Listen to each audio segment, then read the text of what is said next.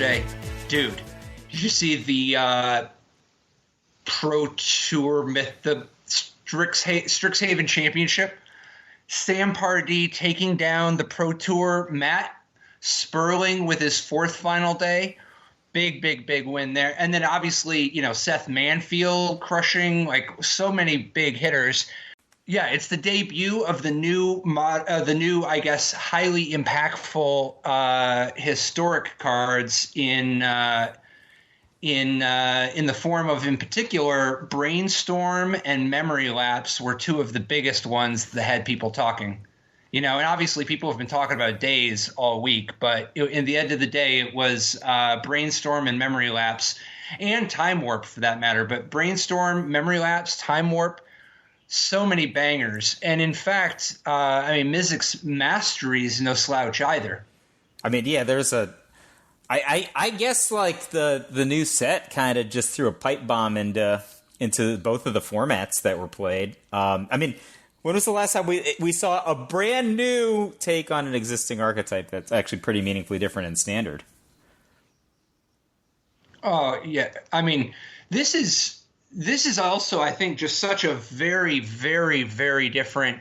It has some card on the surface. You're like, oh, sure, it's one of those turns decks, right? But it doesn't actually play at all really like the Wilderness Reclamation style. So there's a couple things going on. First, you've got this indomitable creativity package, which is so crucial to the deck. The primary creatures that you're targeting are Shark Typhoon tokens, Dwarven Mine tokens, which is that mountain that enters the battlefield tapped unless you have three other mountains, and when it enters untapped, you get a 1/1 red dwarf. So you've got your Dwarven Mines and your Shark Typhoons, and, depending on how things go, it's not like you can't, work it out with Magma Opus for creatures. But you also, because it's indomitable creativity, you get to key off of artifacts, which is part of the new twist here. So you get to take the Prismari command, its ability to make a treasure token, and get this extra mileage out of it, where you can just go turn 3, Prismari command, do something productive, and also make a treasure, untap Indomitable Creativity it. Immediately you'll hit Velomachus Lorehold. It's deterministic, and I told you, Velomachus is like the real deal. Yeah, I mean... So you'll get Velomachus Lorehold. Yeah, go ahead. It's not the real deal in like a fair way, right? Like, this is just a kind of a combo Velomachus Lorehold. Yeah. Yeah, totally. But give it time. But Velomachus, I think, is just a fantastic card. So in this deck, what makes Velomachus so sick isn't just the fact that it's a really efficient, as far as 7-drops go, it's a really efficient threat. A 5/5 flying vigilance haste that draws a card with incredible selection and lets you play it for free. Like, that's incredible. That's like a Baneslayer Angel, but you have vigilance instead of lifelink. But then you're also kind of drawing 3 cards a turn, like yeah. But one how of them good is could the those card, cards one of them is possibly the be? selection. Well, great question. In this deck, busted, because if you ever flip a Time Warp, you get to do it again. But now all your mana's untapped, and then you hit them with Velomachus again. That's 2 hits. You only need to hit them 4 times, and they're dead. But you get to keep going. And what's more, when you flip Mizik's Mastery, exile target card that's an instant or sorcery from your graveyard. For each card exiled this way, copy it, and you may cast the copy without paying its mana cost. Exile Mizik's Mastery, overload 5, red. So you can pay 8 to play all of the instants and sorceries from your graveyard, right? And when effectively, and then your graveyard's gone. But even if you don't have 8, what happens is you flip Mizik's Mastery with your Velomachus, and then you get to just copy Time Warp and go again. And remember, it's not like you just have to find the Time Warp. There's a few other, sometimes you'll just cycle away a Time Warp earlier, whether you're actually, looting it away or actually just straight up casting it for no value, just keeping it moving. But in addition to that, you've got the ability to flip Magma Opus. Normally, the problem with a card like Velomachus Lorehold is how many expensive bombs can you really afford to play? But when you have this combo that relies on, having a treasure or a token to sack, you get a lot of mileage out of the cycling ability of Magma Opus. Yeah, so Magma Opus is a little bit deceptive in this deck because even though it's an extraordinarily powerful instant, you can't easily cast it with Velomachus Lorehold, right, for free. I guess it's primarily there to make that treasure to start off with the discard ability, and then maybe you get it back later using Mizzix's Mastery, right? Right, unless you end up, and this deck doesn't do it, but unless you end up in a spot where Velomachus is actually dealing 8, but Magma Opus's ability to let you do it a turn ahead of schedule is also very profound. You actually can surprise somebody by, having all these different ways to make a treasure at instant speed is such a big game. But then also part of it is that when you discard Magma Opus to its cycling ability, making a treasure, now you have this awesome bomb, expensive sorcery or instant in your graveyard, so that the Mizzix Mastery can actually target it and let you actually just cast it. Yep. You can actually just go turn 2, cycle Magma Opus, untap, turn 3, Mizzix Mastery, sacking the treasure, and then just play the Magma Opus. Then you'll deal 4 damage divided how you want, tap 2 things, you create a 4/4, draw 2 cards. That's just such a huge board advantage. I mean, not for nothing, this is a deck that has got 26 legitimate lands, has some interaction, right? It's got Memory Lapse and Prismari Command, and can chump block with Shark Typhoon. You could be in a realistic situation where you're just casting your cards, right? Oh yeah, definitely. Definitely. Plus, you have all these ways that stack treasure where you actually just end up with extra mana. But in addition to the 26 land, Brainstorm is awesome. It's awesome for fixing your mana and keeping you going. And you actually have the 6/6 sick combo of Brainstorm plus Expressive Iteration. Oh, nice. You know how, you see what I mean? Yeah. You actually... Yeah, being able to use brains and push a Fable Passage. That's all. That's standard operating procedure. Yeah, but I mean, it just helps you because there's nothing worse than the Sage Owl of Doom, right? Where you're oh well, all I know about these top cards is that I'm not going to hit my land. So the combo with Expressive Iteration, combo with Fabled Passage, just lets you get out of the Brainstorm of Doom. In the case that would have happened, Indomitable creativity, too. That's another one of the shuffles. Really good point. Yeah, so this deck's just unreal. It's unreal. I mean, people knew going into the tournament that this deck was unreal, and it was supposed to be the favorite, and it did not disappoint. I mean, the top 8, Jeskai Turns all the way down, with the exception of 1 Jeskai control deck played by Seth Manfield, and 2 Is It Phoenix decks, which share more than 50% of the DNA. And before we jump onto those other decks, though, I did want to mention out of this deck a couple really cool things. First of all, one of your babies, Commence the Endgame. I love Commence the Endgame. I know. This card has definitely overperformed over the course of its life. You were right about Commence the Endgame. It's a very tactical tool, even though it's so much blunt power. You only want it in this direction in very specific circumstances and strategies and so on, but it has shown up a number of times and really delivered. Are you ever bringing in Commence the Endgame before you've brought in incremental Shark Typhoons number 3 and 4, though? Those are really Shark Typhoons 5 and 6, right? I mean, partly it's Shark Typhoon 5 and 6, but also partly you're just stacking. You're playing this attrition-y mirror game. Shark Typhoon is only a 2-for-1. It's a better card, but it's only a 2-for-1. Commence the Endgame is actually a 3-for-1. Part of what you're doing is just in the mirror grinding, And I guess it's an uncounterable, could be reasonably sized threat, right? Especially in the mirror. Oh, definitely. It's huge. Like, nobody's great at killing large creatures, right? No, and certainly not in the mirror, because remember, the zombie token is black. Nice. One of the pieces of tech for this format is how crucial it is to be playing with Fry. Everyone's playing with Fry or Aethergust. Aethergust can put other people's Valamacuses on the top or bottom of their deck. Fry kills Valamacus without being able to be countered. This format, it's just so important to be able to kill Valamacus, right? But Commence the Endgame makes a black zombie. It can't be hit by Fry, and it can't be hit by Aethergust.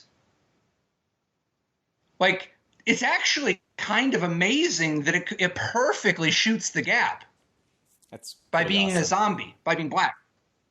But anyway, yeah, I mean, this format seemed pretty degenerate going in from, and from just seeing how things played out. However, it does look like there's a little bit of hope to come. First, though, I did want to talk about a couple of the other decks in the top 8, starting with Seth Manfield's Jeskai Control deck. Rather than using the Indomitable Creativity Velamachus Time Warp package, this is a little bit more old school. He's getting an advantage from Teferi and Narset and Gideon.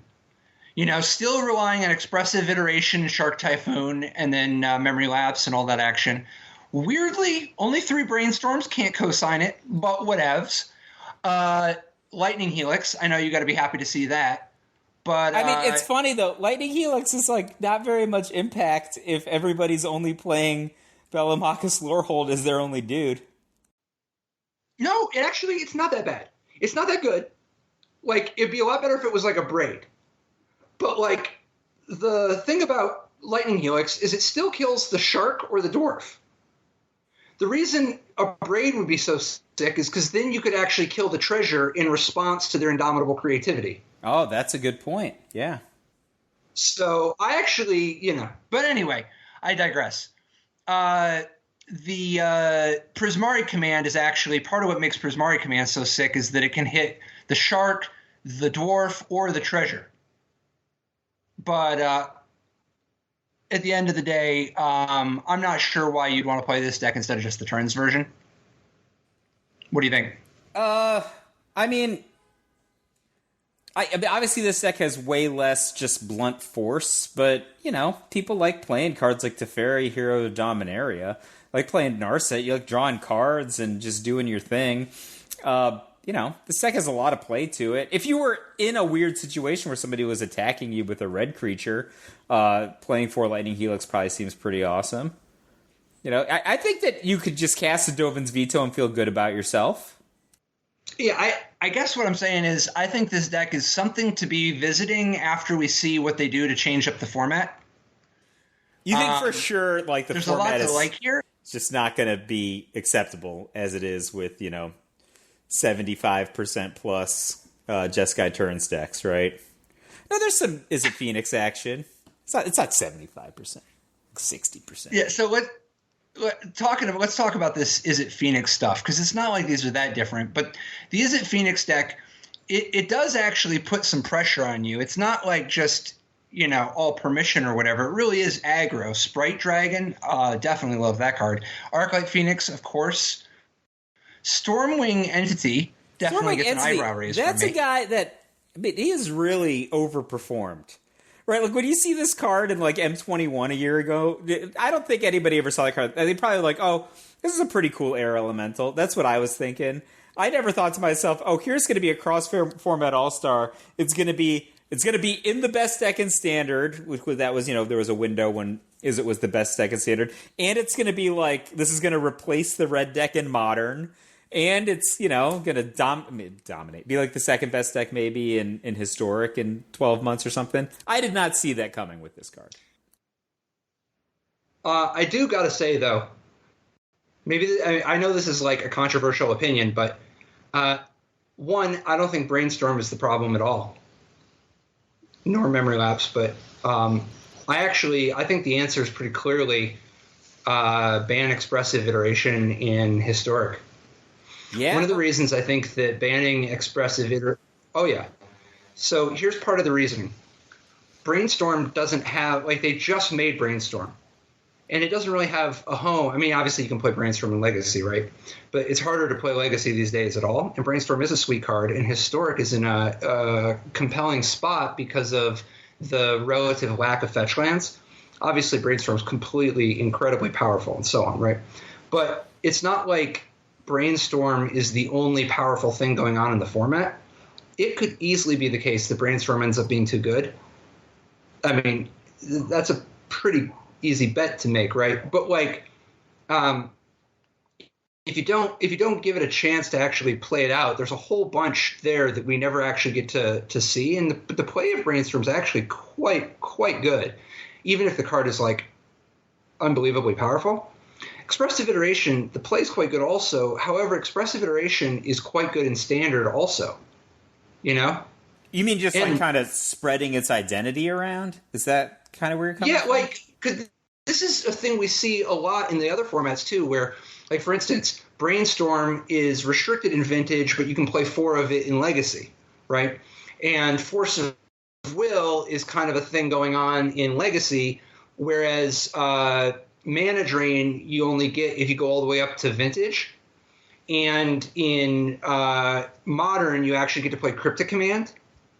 And in Historic, like, do you see what I mean? Where you're actually, and soon Counterspell. So let me see if I'm reading this right. That like each of these different non-standard formats that's like increasingly big, going from like Historic to Modern, Legacy, Vintage, that you get like different flavors. Yeah. Despite the fact that like there are certain cards that are clearly, standouts that are crossing all these formats, like. You're just going to play this kind of end state card no matter what, but like the stuff around it could be Expressive Iteration in one format, Cryptic Command in one format. Is that kind of what you're saying? Yeah. This is a thing they've been doing for a number of years now, and I think that continuing this path is just really smart. I think that obviously reprinting Brainstorm in a Historic playable format is something that, that could be a whole separate debate. But we are here now, right? And I just think that making this new Brainstorm and then banning it immediately where you just can't play with it anywhere, that doesn't really make any sense to me, particularly when I don't know that you actually need to ban Brainstorm. We're talking about a format that also has Faithless Looting and Expressive Iteration and Opt and like... But I feel like I don't know. Expressive Iteration is the same age as Brainstorm for purpose of this conversation. No, because... Expressive Iteration is also legal in Standard and Modern, for that matter. So, I mean, is this kind of more of the point is to have aesthetic? Different things? No, it's not even that. It's the gameplay. Expressive Iteration plays out a much more narrow way than Brainstorm. Brainstorm lends itself to mono blue, blue black, blue white, blue green. Like, there's a lot of different Brainstorm decks. You could have white aggro with Brainstorm. You can have like combo decks with Brainstorm, control decks with Brainstorm. There's so much. But whereas Expressive Iteration is both 2 colors and also much more constrained with regards to its application. It takes you down a much more proactive path, and the ways that Brainstorm plays out are more varied than the ways that Expressive. It doesn't matter anyway. Expressive Iteration is an awesome design. It's just that you get to have that fun in Standard, and you get to have that fun in Modern. And it's not like you're not having that fun in Legacy also. Expressive Iteration just shows up in so many formats, whereas Brainstorm isn't legal in very many formats at all. So, like, why start with the Brainstorm part? Particularly when we're talking about a deck that a format where all 8 decks are blue-red. That should be very telling, right? Well, like, I was thinking maybe there's a critical mass issue. Well, yeah, but you know what? There's more Expressive Iterations in the top 8 than Brainstorms. I mean, only because of the thing you wouldn't co-sign. Yeah, but at the same time, I would not co-sign playing less than 4 Expressive Iterations either. But either way, man, I think that something's going to have to take place, and I think step 1 is at the very – and I don't know that that's enough. Like, I'd have to understand better what's even going on with Historic with regards to, like, I know we'll just include Faithless Looting and Brainstorm. I mean, there's just such a concentration of, like, There's certain kinds of cards. They print enough of them at a certain casting cost. People just put them all into a deck, and then they have a highly redundant, effective deck. That's true of like red decks that have 20 different kinds of cards that deal 3 for one mana. Right? It's similar here. You have these cards that are only costing 1 mana and have a substantial amount of library manipulation. I guess next to expressive iteration, which is it's doing more of the same thing, even though it's not only 1 mana. I think that card is probably too good. It's probably a problem in Legacy. Forget about some of these other formats. And so I don't know what how much you got to do, but at the end of the day, one, I'd like to err on the side of just not banning a card completely, if possible, particularly a brand new card. It's also fun. There's new art to it. You want people to be able to play it. Yep. But more promising, I think, is the way that Modern is shaping up. You can actually play Modern Horizons 2 now, and man, has Modern Horizons 2 wasted no time at all having an impact on the Modern format. Yeah, that's an understatement. Just if you look at the top of the last couple of Modern events from Magic Online, you can see Modern Horizons 2 cards already making a splash. If you look at, top of the Modern prelim, Karate Dom playing a Merfolk, Mono Blue Merfolk deck, you've got like 8 cards from the new set straight in there. Yeah, to start with, Counterspell. In the sideboard. Counterspell's a pretty big game, right? In the sideboard. Yeah, and so Karate Dom is playing Forced Negation main with Counterspell on the sideboard, but a lot of the Merfolk decks are actually playing Counterspell main deck. Like, I actually think that's the more popular way to do it. Like, for instance, Irui Ruka 07 is 5-0 list from the Modern League. But as for Karate Dom's list, you're also talking about Civ. I gotta learn how to say this young lady's name. Civiloon of Sea and Sky. Civiloon of Sea and Skies. Definitely high impact as far as 3-drops go. And then Tide Shaper is tactically really. Tide Shaper really important. Is awesome in this deck, right? So. We've said this more than once over the years, but like the 1-drop is the weak link in the Merfolk chain, right? Like you've got infinite stuff at 2 that's awesome. You've got Lord of Atlantis, you've got Master of the Pearl Trident, you've got Silvergrill Adept, you've got nothing but Lords and card drawing at 2. Spreading Seas is awesome at 2, but like the 1 has always been weak. Tide Shaper is like Isamaru Hound of Kanda for this deck. Before you even get to, the infinite lords that you're going to be playing on turns 2 and above. Love it. The kicker's cool. You don't need to actually do the kicker in some matchups. You don't have to. Oh, true, because if all their lands are islands anyway, who cares, right? Yeah, but would you just have a Spreading Seas in your hand, right? But a lot of people don't play Spreading Seas, right? Obviously, Karate Dom did. But a lot of the Merfolk decks just crutch on Tide Shaper so much they don't even play the Spreading Seas anymore. There is an important part of Tide Shaper that goes even beyond just giving itself +1/+1 and making all your creatures unblockable as long as you have a Lord of Atlantis or Master of the Pearl Trident. You also get to destroy people's Urza Sagas.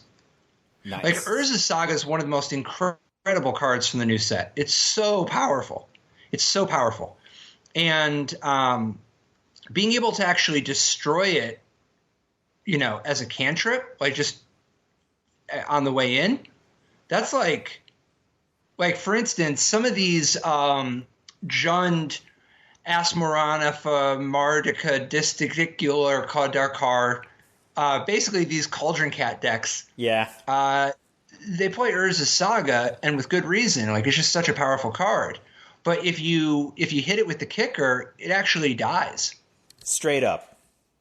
Right, because you actually finish what chapter it's on. It's kind of an esoteric part of the Saga rules. And I think that's kind of helping suppress the amount of Urza Sagas we're seeing. So I do want to spend a lot of time on that, but before we get there, I feel like if you just look at a list like Karate Dom's, which has access to 4 counterspell after sideboarding, just playing like 4 Spreading Seas, 4 Tide Shaper, 4 counterspell after sideboarding, maybe a little Brazen Borrower action, that's got to give you good resistance to certain folks with their degenerate mana bases, right? Like, congratulations, that now taps for blue instead of whatever else you were planning to do with it. Yeah. Yeah, I mean, the only thing is that mana in this format's pretty gosh darn good anyway. Yeah, but what if they were planning to tap it for 2 or 3, Patrick? You instead of 2 or 3 is not bad. Yeah, I don't know how many people are actually going to play Tron these days. Maybe. Tron was not a big winner from the new set. Let's put it that way. However, you know who was a good big winner was the Wildest Nakatl. Yeah. So Wild Nakatl, showing back up in Kazuga's list, a Naya Knight of the Reliquary deck, but it's got a bunch of key new additions. To start with, Ragavan Nimble Pilferer. Having both Ragavan and Wild Nakatl so that your 1-drops are just that unreal. Ragavan's value is also just so good with Knight of the Reliquary. Like, Knight of the Reliquary can actually let you stretch, and so can Ragavan. Plus, Ragavan's acceleration, playing Knight early, is so strong. That is cool. I mean, oh yeah.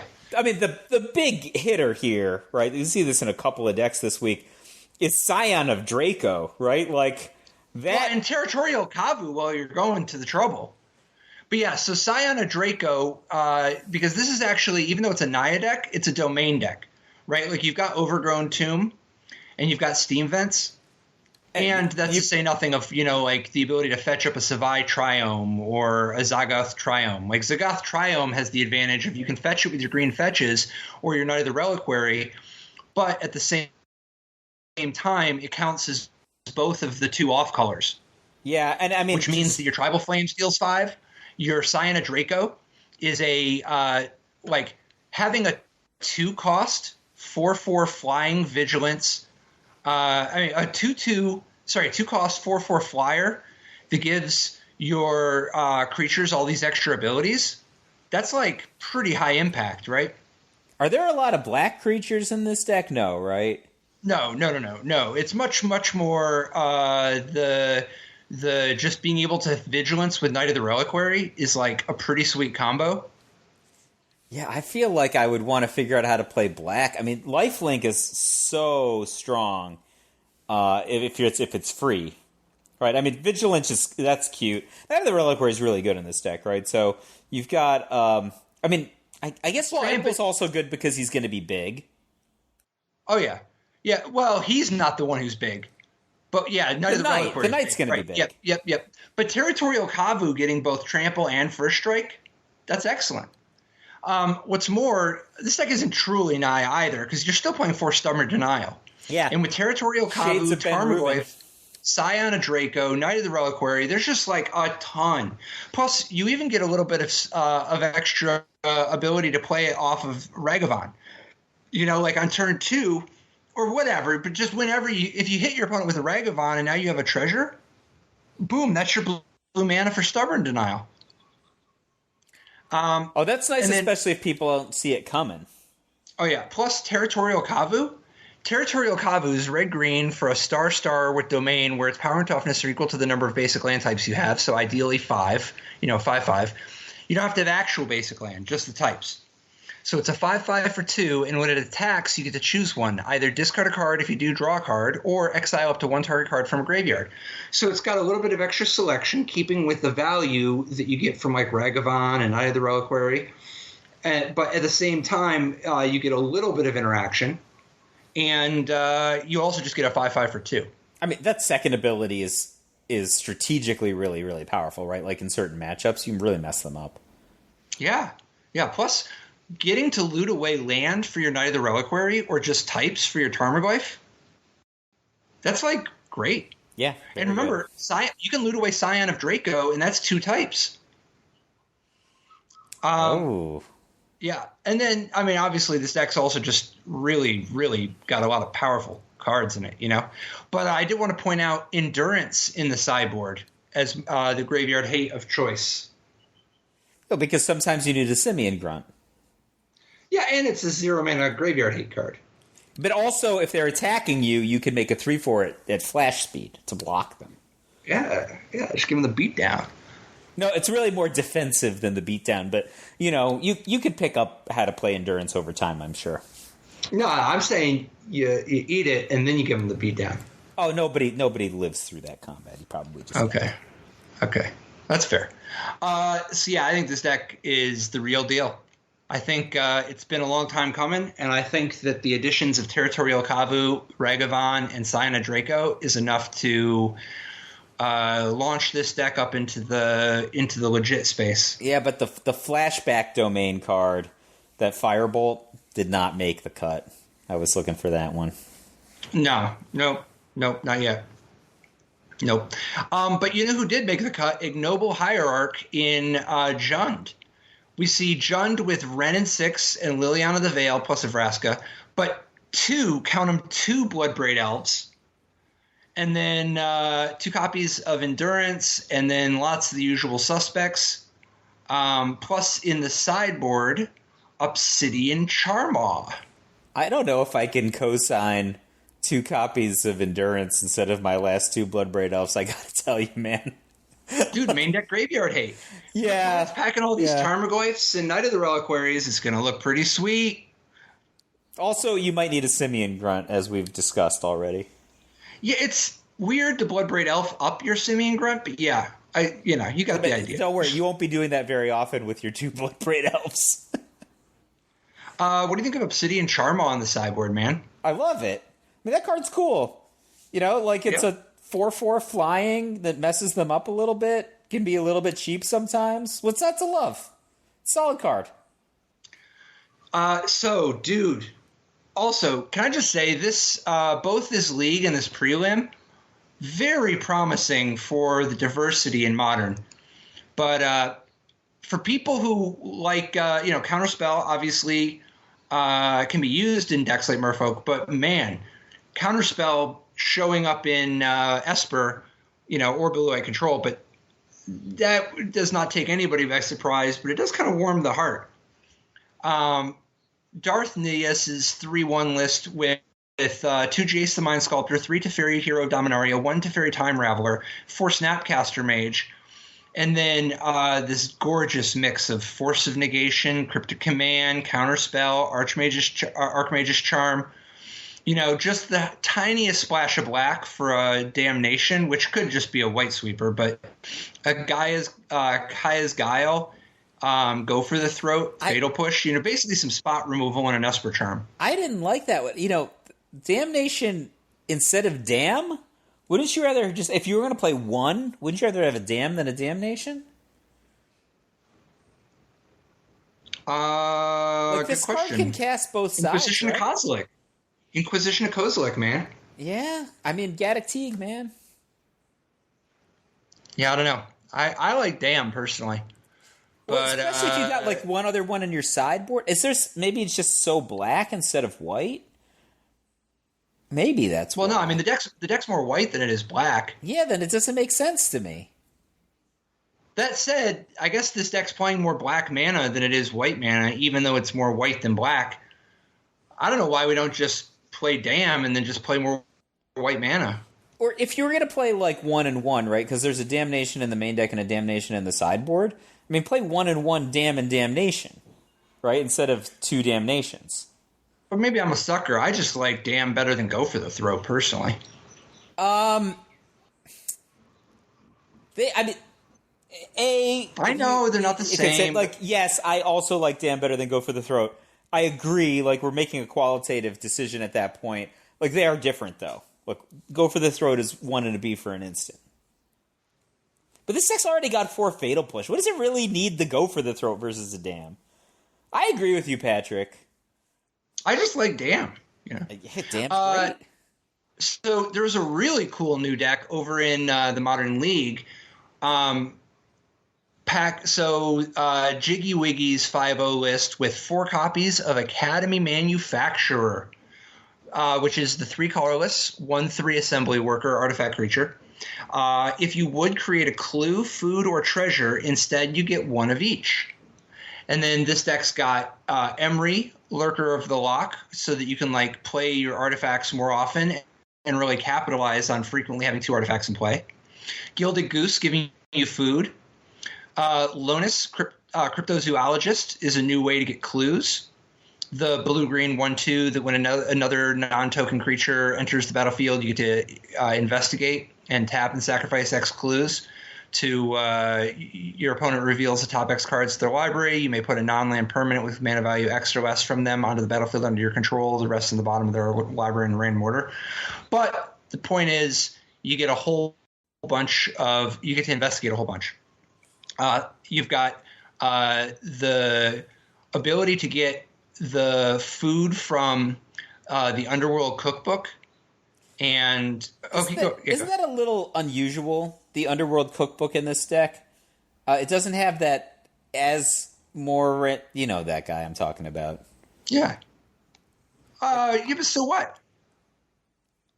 Yeah, it's a 1-cost artifact, so it helps power up your Urza, Lord High Artificer, and your Thought Monitor, and your Emery, Lurker of the Lock. So, like, you've got a lot. Plus, this deck also has Galvanic Blast and Metallic Rebuke. We're talking about a Mishra's Bauble Mox Amber deck that even goes so far as to play Navigator's Compass. Part of what's going on here is that you're playing with Storm the Vault. Basically, you want to end up in a spot where you can actually hit your opponent with a few donks, whether it's the Thought Monitor or the Cryptozoologist or even Emery herself or the Academy Manufacturer. They all do hit, right? And when you get to actually hit your opponent, you actually get to get a ton of treasures. And if you actually have the Manufacturer in play, you end up with just this unbelievable advantage, right? Like first of all, you just have so many artifacts that you flip Storm the Vault immediately. Right. Yeah, I mean, you're just generating a bazillion tokens if that's going. But second of all, you just have so much material. You have all this food, mana, cards if you want it, which ends up being an enormous mana advantage if you're playing if you have Urza, Lord High Artificer in play. So you could just have Academy Manufacturer in play, and you're just like tapping your Gilded Goose, you're tapping your Underworld Cookbook, and then you're just tripling up every single time. I feel like they should kill that guy. Yeah. Oh yeah. Yeah, it's very strong in this deck. Gingerbread Cabin. That's another way to get food. And it's high impact because you can actually fetch it up with your tons of green fetch. Oh my gosh, that's super gross. I didn't even realize that part of the deck. Every card in the deck is either a forest or finds a forest with the exception of a single island. It's all forests, which makes it so that you can end up... Yeah. That's a spectacular deck building. Nice. Oh, yeah. Yeah, so the food it gives you is mana for Urza anyway. It's mana for your Thought Monitor, but it's also just an incredible amount of material for your Academy Manufacturer. And remember, you actually get to get your Gingerbread Cabins back, right? Because you can actually be in a spot where Emery flips over a Gingerbread Cabin, and then your Renin 6 gets it back. Nice. That's I'm trying to envision playing this deck. I feel like you're doing a lot of stuff. Yeah, plus you also still have the Renin 6 Cryptic Command endgame. Remember, if you can it's not like it takes forever to get Renin 6 to ultimate. And if you can ultimate Renin 6, now all your sorceries and instants in your graveyard have retrace. So you can actually just Cryptic Command your opponent over and over and over again. Just tap all their creatures and do something else, like draw a card or whatever, every turn. Not for nothing, this deck is also 80 cards, and you know what that means. Yep. So you get extra value out of your Emery or your Gilded Goose or your Thought Monitor in particular. Plus, I mean, even Urza's construct gets so huge from the sheer amount of material you get from all this food and clues and treasure and. Yeah, so this isn't like an infinite combo deck, right? This is just a value token deck. I hate to say just. Like, you're getting a lot of value. Well, yeah, you pretty quickly go so big that they're beat. So if you're just like first turn Underworld Cookbook, second turn Ren and 6, third turn Academy Manufacturer, for sake of argument, Ren and 6 could be best buddies with Underworld Cookbook, right? Like, just picking up and putting down over and over again? Just tripling up each time? I mean, the cookbook is also just so great for being able to get back Urza, and the chaining of the cookbook with Emery lets you just keep progressing, you know? The other thing, though, is that... more cookbooks. 3 cookbooks doesn't... They don't have diminishing returns, do they? Yeah, they cost 4 to use if you want to get the big way. But, like, the other thing is that if you ever flip Storm the Vault, you get a Tolarian Academy. I mean, it's better than Tolarian Academy insofar as it also taps for mana of any color if you prefer. But getting a Tolarian Academy in a deck that has this many clues and treasure and food, you just end up with such an unbelievable amount of mana. This deck must be so fun to play. Like, it seems pretty sweet. It seems pretty sweet. I'm not 100% sold on Navigator's Compass, but you do need to have some cheap artifacts, and maybe the extra life and the smoothing does enough for you. I don't know. I'm at least a little suspicious of the Compass. Can I take you in a different direction for a second? Please. Yeah. Talk to me about Dragon's Rage Channeler. Talk to me about that character. I mean, that's more your speed, right? Yeah, I mean, I've seen it played in. I mean, it's weird to me. Like in Legacy, it's played over Monastery Swiftspear at this point, right? I've seen it typically alongside Ragavan. C Marisu's 5/0 deck played Dragon's Rage Channeler alongside Clever Luminmancer, Monastery Swiftspear, and Soulscar Mage, but not Ragavan, not Goblin Guide. Well, you can only play so many ones. I don't know, maybe. Man. There are a lot of good ones you can play in aggro decks now. So this deck's like a Mishra's Bauble deck. I guess you have some Luris action because, you know, you're a Clever Luminmancer deck. But I think like Mishra's Bauble is just so outstanding here, right? It helps you in all the ways, but most especially in the Dragon Rage Channeler way. Yeah. I also just think that this is a deck that is trying to have every single one of its threats be potentially lethal. So it doesn't want the little incremental of the Ragavan or Goblin Guide. It wants to have each threat able to hit hard. I think you're right. Yeah, I mean, I like how this, like, each individual threat is so threatening. It's weird that, like, Dragon Rage Channeler, which is like the Red Delver of Secrets, is essentially a 3/3 flying creature for 1 mana, is like on the small end in this deck. It's only a 3/3 flyer for 1. Dude, the selection you get with the Rage Channeler, with the Bauble. Yeah, it's insane. What do you think of Prismatic Ending, man? The white repeal. So it's X and a white. Exile target non-land permanent if its mana value is less than or equal to the number of colors of mana cast spent to cast the spell. So for 1 mana, you kill a 0-drop. 2 mana, you kill a 1-drop, and so on. So it costs the same to use as repeal. But instead of you drawing a card, they don't get the card back in their hand. It's a really interesting card, right? So it does exile. It does exile. Yeah, so it's a good catch-all, right? Like, instead of devoting a slot to like a enchantment artifact removal card, like this kind of does that job, but it can also hit lots, you know, I don't know if there's like spoiler permanents, like some sort of Arcane Laboratory. Good Arcane Laboratory is bad for this deck, right? But some kind of portable hole is also bad for this deck. I'll give you an example.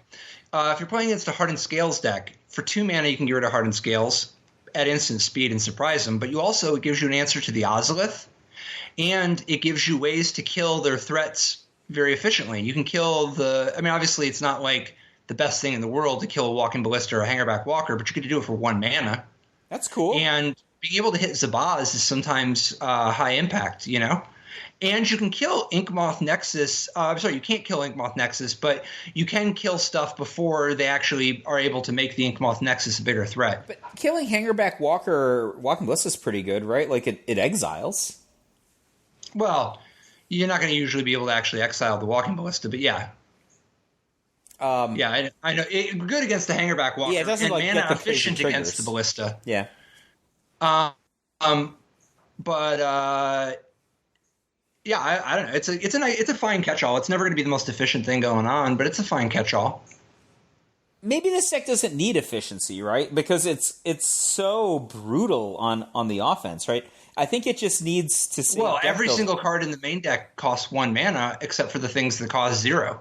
Yeah, I'm just saying, I think it just needs deck building flexibility, right? Like, so many cards do similar things, and that it just doesn't have room for every different kind of Smash to Smithereens and Path to Exile and, whatever else. It's like, all right, I'm just going to play this one kind of card. Actually, on the note of Zabaz, 4 copies of Zabaz the Glimmerwasp in the new Hardened Scales. Still green because of Hardened Scales and Ancient Stirring, but Zabaz has given you incentive to pack Power Depot alongside Grove of the Burn Willows and Craig Crown Pathway. But what do you think of Power Depot and Zabaz the Glimmerwasp? So Power Depot comes into play tapped. Not a huge fan. Modular 1, insane fan in this deck, right? Like, you really don't want this to be your first land. But this is, highly, highly effective in a Hardened Scales deck, obviously. Zabaz the Glimmerwasp. So this card is legendary. I don't know. Do you think that there's, a bad stigma on it being legendary in this deck? You can't really manipulate around it. Yeah, you can. You play the second one and legend rules, so you just get the counter on something. Just to get your own modular triggers on it, then. Well, and remember, you got Hardened Scales. This stuff starts multiplying. I mean, obviously, what you're getting for 1 mana is pretty substantial, right? Definitely. That's the thing. It's mostly a better than Arcbound Worker. Yeah. I think that the legend part it's so close. It might be upside in this deck because of the modular flexibility. And that's, to say nothing of both of its abilities are actually quite relevant. So destroying an artifact you control. Yeah, like your Power Depot, for instance. So that you can put the modular counter on something.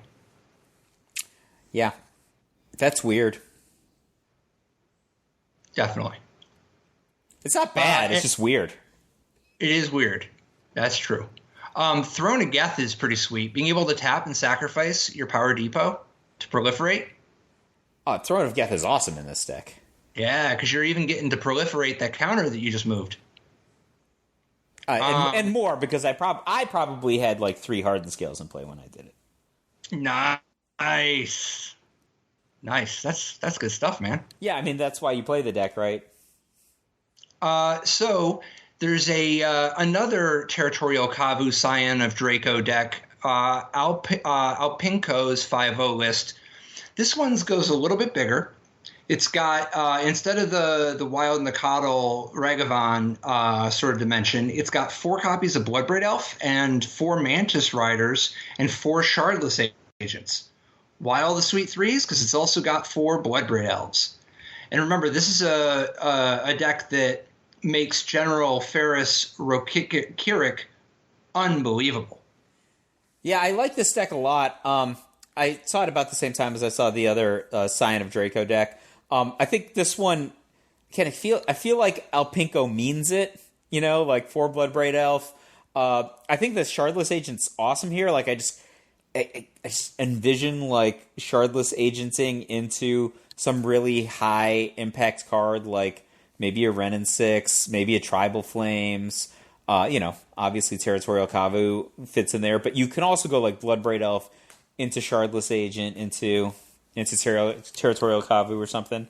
All that's pretty awesome.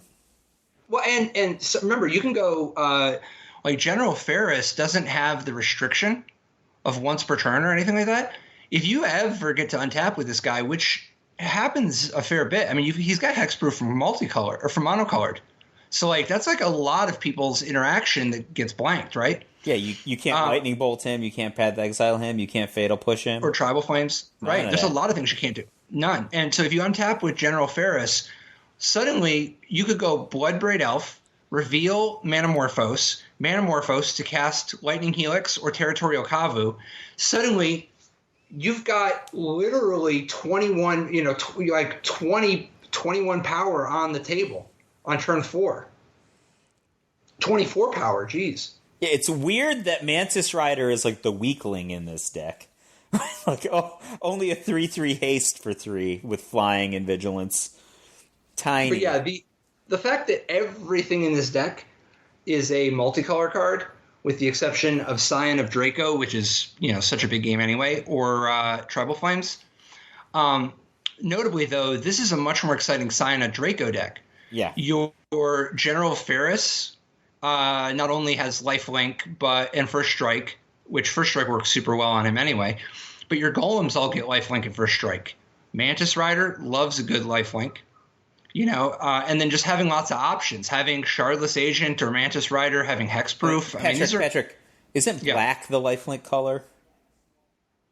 Oh, yeah. Sorry. I'm still thinking of Vigilance, so it's wasted on Mantis Rider.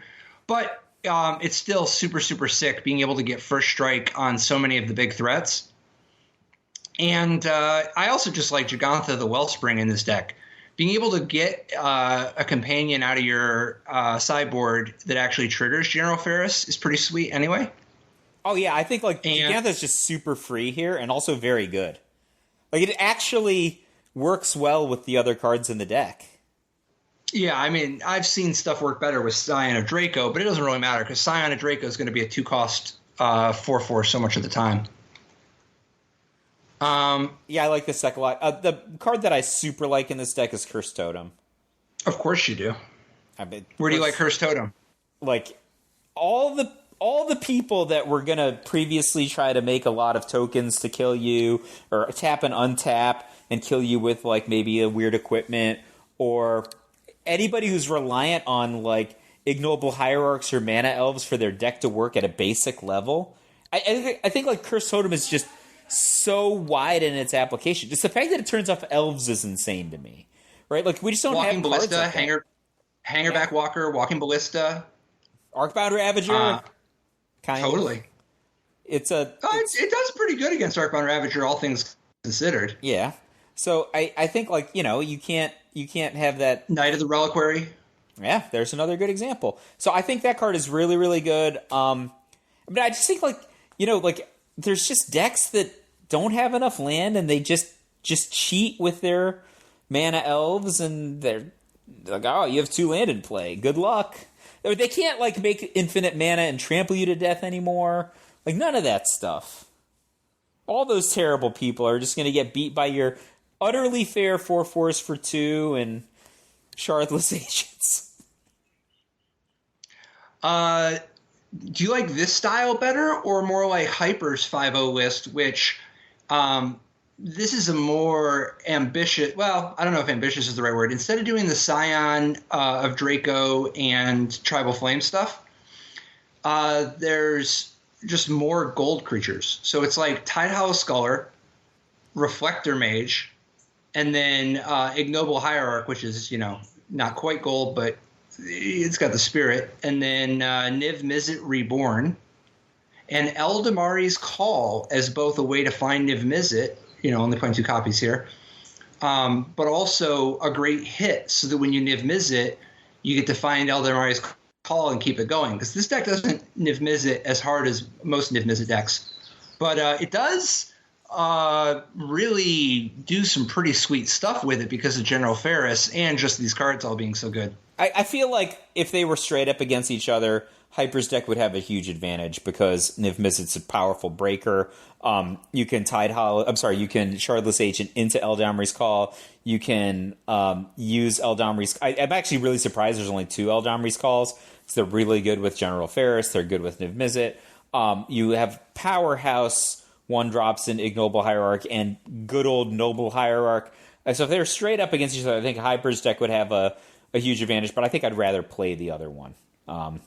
The sort of Tribal Flames, Territorial Kavu version. Like, this deck seems like it's kind of cooler, but it just doesn't seem to me like it gets the job done as well because it has a lack of reach, etc.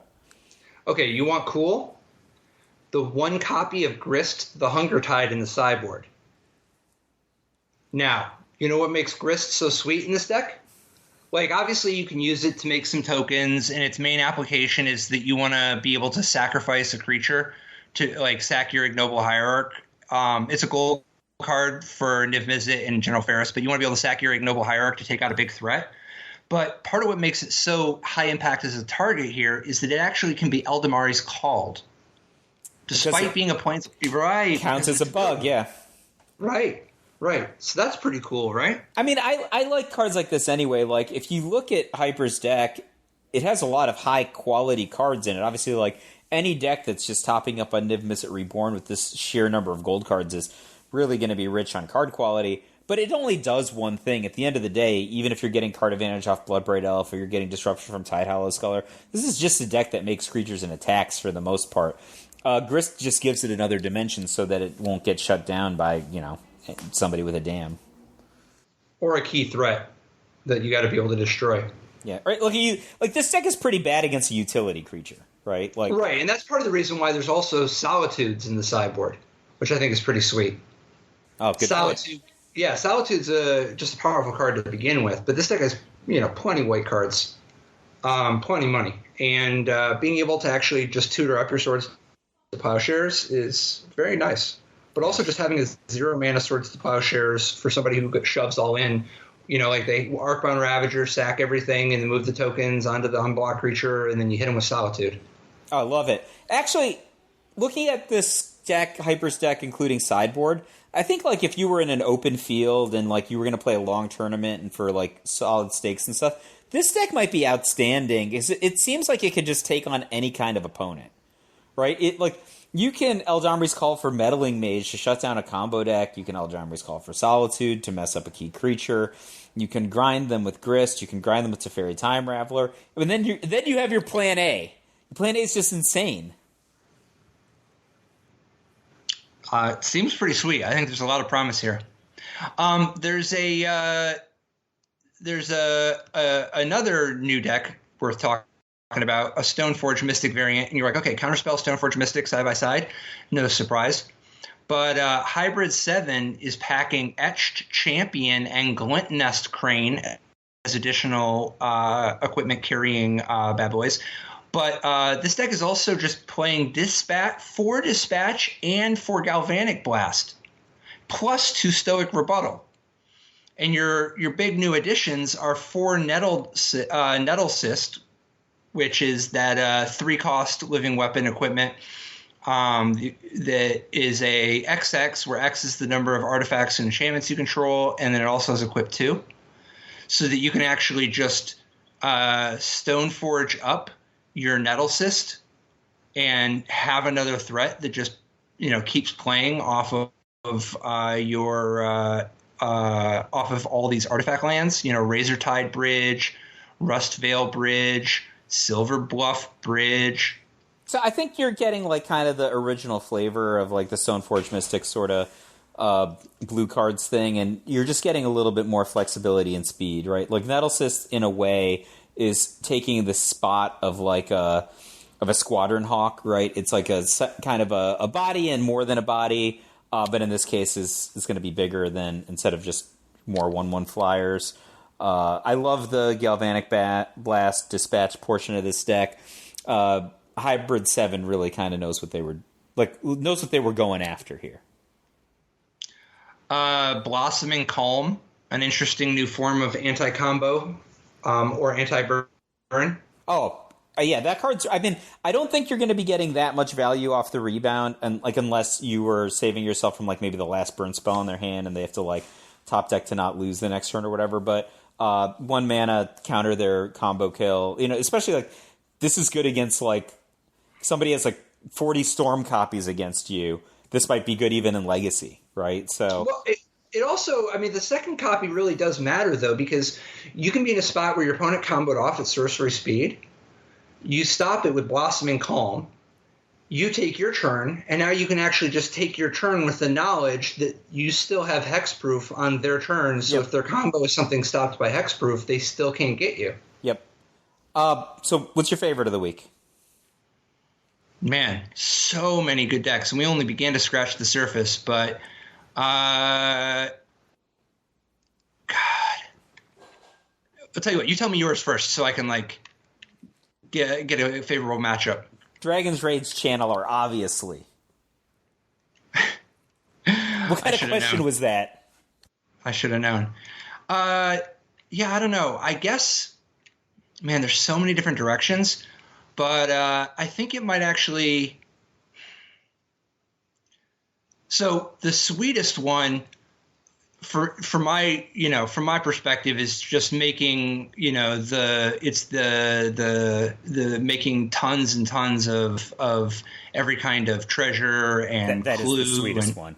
Right. But like the one that I would be most likely to play, I think, is just Counterspell in like work on Counterspell in an Esper control deck. But the one that my head says is the winner is these Scion of Draco decks. Yeah, those are really high on card. I think that's going to be a new pillar of the format. And we're only beginning to scratch the surface. It's not even really – I mean, Draco's pretty sweet. But I actually think it's having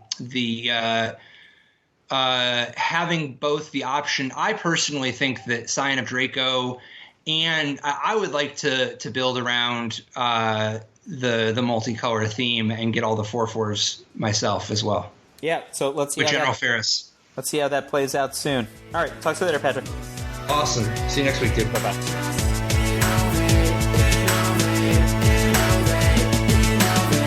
In life didn't work so great. Tried to play dredge, it's a jailer hate. Ghostly prison waiting for my untapped phase. Your core trapped in amber stasis state. Lost a lot of friends, got left behind.